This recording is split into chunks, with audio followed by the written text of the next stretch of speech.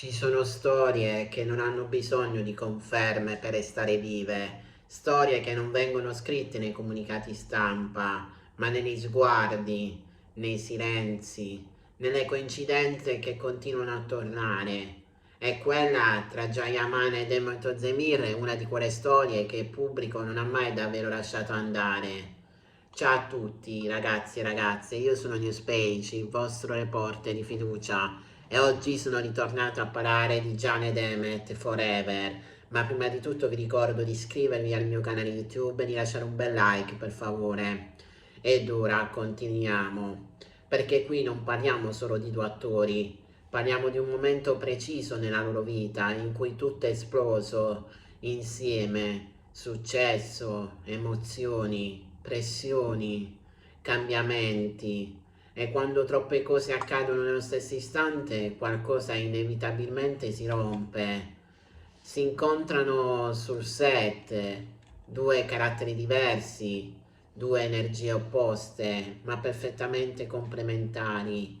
Gian intenso, magnetico, ambizioso, uno che non passa inosservato, uno che quando entra in una stanza cambia l'aria.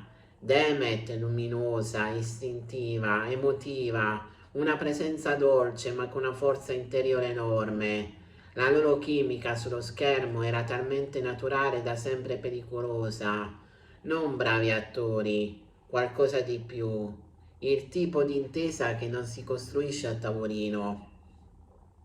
E qui nasce il primo punto che ha fatto scattare i fan, perché sembravano dimenticarsi delle telecamere, sguardi lunghi, risate vere, imbarazzi non previsti dal copione.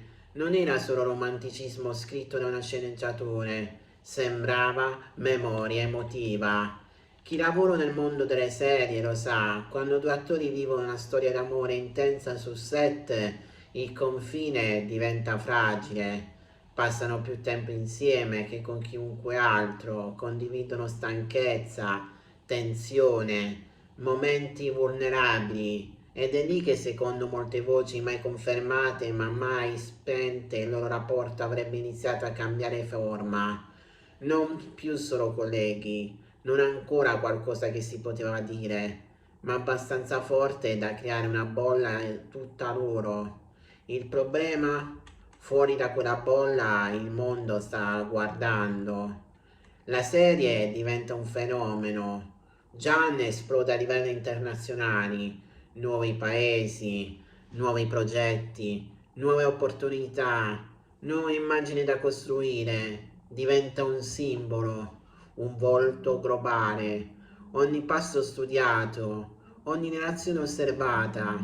Demet invece vive il successo in modo diverso, più legato alla stabilità, ai legami veri, alla dimensione personale. Due modi diversi di affrontare la fama, due velocità diverse. E quando le velocità non coincidono, anche i sentimenti più forti possono trovarsi fuori sincrono. Gian si ritrova catapultato in una dimensione gigantesca. Eventi, interviste, viaggi continui, pressioni contrattuali, un'immagine pubblica da proteggere come fosse cristallo. Demet, pur essendo una star, mantiene un legame più forte con la sua sfera personale, con l'equilibrio emotivo, con il bisogno di stabilità. Ed è qui che entra in gioco una delle teorie che i fan non hanno mai smesso di ripetersi. Non si sono persi per mancanza d'amore, ma per eccesso di realtà. Se non c'era nulla tra loro, perché quel gelo improvviso? Perché quell'assenza totale di interazioni dopo mesi di complicità pubblica? Nel mondo dello spettacolo, quando due colleghi finiscono un progetto, di solito restano rapporti cordiali, commenti, sorrisi. Qui invece silenzio, un silenzio che faceva più rumore di qualsiasi dichiarazione. E spesso il silenzio è il linguaggio delle cose che hanno fatto troppo male per essere raccontate. Alcuni parlano di incomprensioni, altri di pressioni esterne, altri ancora di scelte obbligate legate alla carriera. Ma la verità, quella vera, probabilmente la conoscono solo loro due. Demet ha pianto, La domanda che accende tutto non è tanto stavano insieme, ma si sono feriti davvero?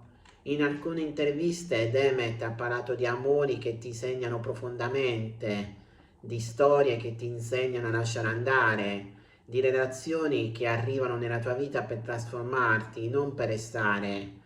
Parole generiche, certo, ma il tono, lo sguardo, le pause hanno fatto pensare. Non lacrime da scena, lacrime da memoria.